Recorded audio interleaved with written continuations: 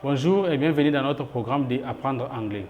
Alors, chers amis, aujourd'hui nous allons voir des continuous tenses, c'est-à-dire en français les temps continus. C'est quoi d'abord des continuous tenses ou bien les temps continus? Les temps continus s'emploient lorsque l'action est en cours de réalisation. Par exemple, mon caméraman me pose la question « Hey Amidou, what are you doing there? » « Hey Amidou, what are you doing there? » Alors, je vais répondre pour dire « I'm teaching English. » I'm teaching English. Alors, la deuxième phrase, je peux dire I teach English.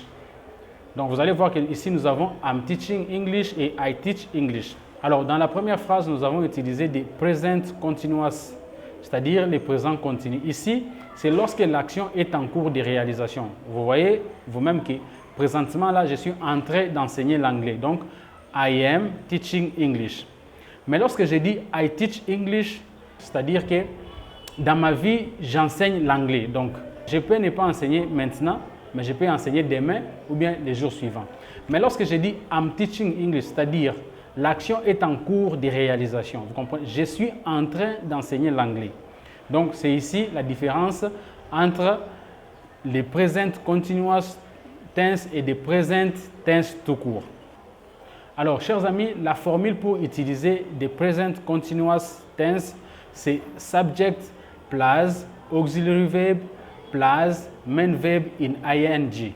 C'est-à-dire en français, sujet ou bien pronom personnel plus les verbes auxiliaires plus les verbes principaux en ing. Alors, voici comment vous allez conjuguer à la première personne. Vous allez dire I am teaching. I am teaching ou bien I'm teaching. Exemple, I am teaching English ou bien I'm teaching English. Alors, vous allez voir que ici, c'est lorsque l'action est en cours de réalisation. La deuxième personne, vous allez dire you are watching. Exemple, you are watching my lesson. C'est-à-dire, tu regardes ma leçon. Et la troisième personne du singulier, vous savez, ici, nous avons trois pronoms personnels, he, she et it. Alors, vous allez dire he is learning English ou bien she's learning English. C'est-à-dire, elle étudie l'anglais ou bien il étudie l'anglais. Alors, à la première personne du pluriel, c'est we are taking. Exemple, we are taking our lunch. Deuxième personne du pluriel, c'est you are making. Exemple, you are making noise. Et enfin, la troisième personne du pluriel, c'est they are playing. Par exemple, they are playing soccer. Alors, chers amis, vous venez de voir comment est-ce que vous pouvez conjuguer les verbes au temps continu. Alors, ici, une erreur que j'entends souvent chez les francophones, ils veulent utiliser les temps continus sans toutefois utiliser les verbes auxiliaires. Alors, en anglais, c'est une faute grave. Vous ne pouvez pas dire I teaching English, mais vous devez dire I'm teaching English. Parce que si vous regardez bien dans la formule, c'est sujet plus verbe auxiliaire plus verbe principal en ing. Donc, ne dites pas I teaching English, mais dites I'm teaching English. I'm coming, I'm going, au lieu de I coming, I going. Donc, évitez un peu cela. Alors, chers amis, nous venons de voir les présents continus à la forme affirmative. Maintenant, nous allons voir à la forme négative. Alors, à la forme négative, vous allez simplement ajouter les mots not pour dire I am not teaching English. I'm not teaching English. You are not watching my lesson. He's not learning English. She's not learning English. We are not taking our lunch. You are not making noise. They are not playing soccer. Alors, chers amis, nous venons de voir des present continuous tense à la forme affirmative et aussi à la forme négative. Maintenant, nous allons voir des past continuous tense à la forme affirmative et à la forme négative. Alors, la formule ici, c'est subject plus auxiliary verb in past. Je répète, subject plus auxiliary verb in past plus main verb in ing. En français, ça veut dire sujet plus verbe auxiliaire au passé, parce qu'il s'agit du passé. Donc, sujet plus verbe auxiliaire au passé plus verbe principal en ing. Exemple, I was teaching English. I was teaching English. Donc, j'étais en train d'enseigner l'anglais. Par exemple, I was teaching English when my friend came to see me. Vous voyez? J'étais en train d'enseigner l'anglais lorsque mon ami est venu me voir. Alors, la deuxième personne, c'est you were watching my lesson. He was learning English ou she was learning English. Et la première personne du pluriel, c'est we were taking our lunch. We were taking our lunch. You were making noise. You were making noise. Et enfin, la troisième personne, c'est they were playing soccer. They were playing soccer. Alors, maintenant, nous allons voir la forme négative des past continuous tense. Alors, ici, la formule, c'est subject plus auxiliary verb plus note plus main verb. C'est-à-dire sujet ou bien pronom personnel plus verbe auxiliaire plus note plus verbe principal en ing. Alors, nous allons dire I was not teaching English. Ici, il y a aussi une manière d'abréger. Vous pouvez dire I wasn't teaching English. I wasn't teaching English. Alors, vous allez comprendre que wasn't, c'est l'abréviation de was not. Deuxième personne, c'est you were not watching my lesson.